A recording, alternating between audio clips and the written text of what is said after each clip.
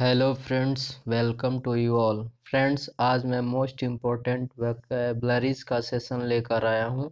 तो चलिए हम लोग इस वोकेबलरीज को शुरू करते हैं।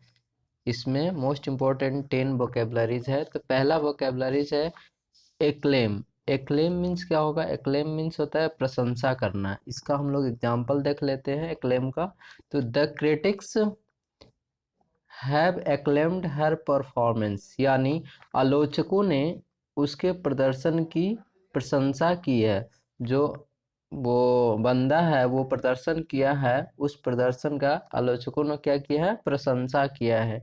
इसका सिनोनिम देखते हैं। इसका सिनोनिम होगा अपलॉड एंड दूसरा होगा प्रेज। अब आइए हम लोग एंटोनिम्स पे आते हैं। एंटोनिम्स क्या है? Knock, pan and slam. तो एक्लेम वर्ड का मीनिंग होगा प्रशंसा करना। इसका सिनोनिम देख लिए, एंटोनिम देख लिए। ठीक, अब नेक्स्ट वर्ड पे आते हैं। नेक्स्ट वर्ड है एक्लॉड। एक्लॉड मीन्स होता है सम्मान, यानी अवार्ड ऑफ मेरिट। एक्लॉड मीन्स क्या होता है? सम्मान यानी अवार्ड ऑफ मेरिट। जो उसका मेरिट है उस मेरिट को क्या करना? अवार्ड देना। तो इसका एग्जाम्पल है there is no higher accolade at this school than an honorary degree, यानी इस स्कूल में मानद उपाधि से अधिक कोई प्रशंसा नहीं है। इसका सिनोनिम्स है सैल्यूटेशन एंड है ट्रिब्यूट। ठीक, तो एक्लॉड वर्ड को अगर याद करना है तो ऐसे बोल सकते हैं, जो महात्मा बुद्ध लॉर्ड है। लॉर्ड मीन्स क्या होता है? भगवान।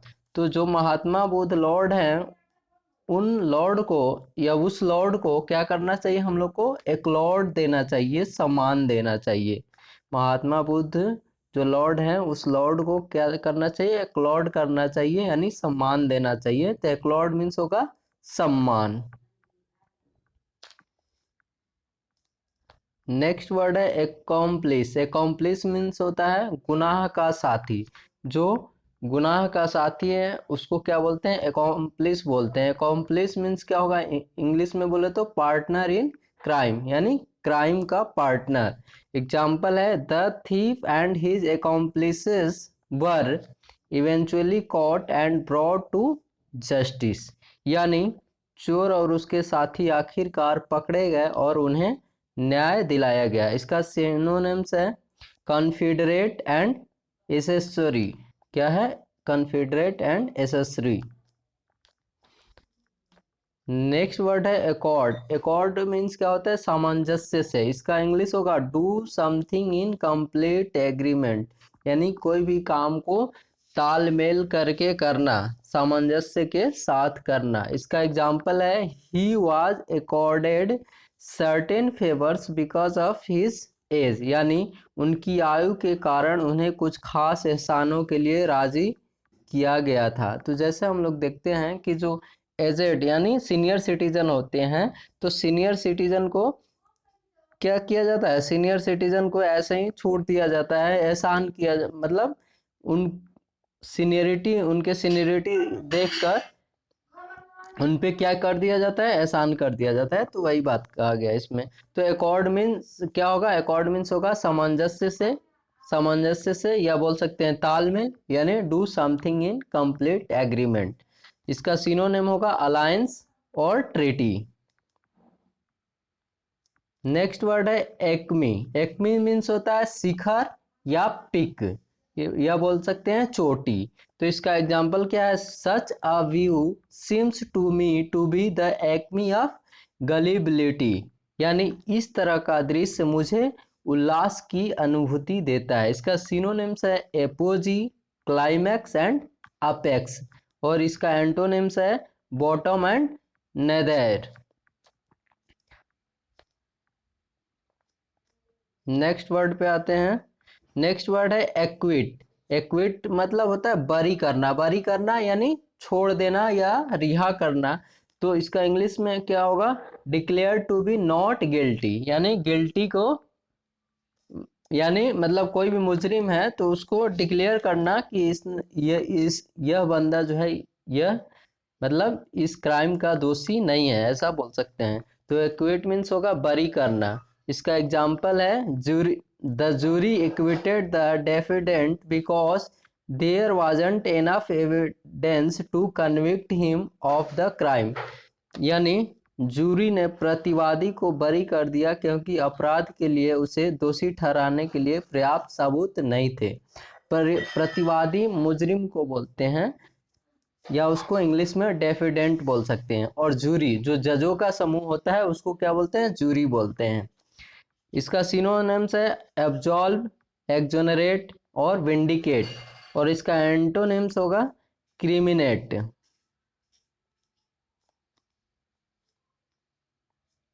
नेक्स्ट वर्ड है adapt, ADAPT, adapt. Adapt means होगा अनुकूल बनाना, अनुकूल बनाना, यानी to change to suit different environment, to change to suit different environment यानी अनुकूल बनाना। इसका एग्जांपल है she has adapted herself to college life quite easily, यानी उसने खुद को कॉलेज लाइफ में अपनी आसानी से ढाल लिया है। इसका सिनोनिम्स है एकोमोडेट, दूसरा है रिकॉन्साइल और तीसरा है कॉन्फॉर्म।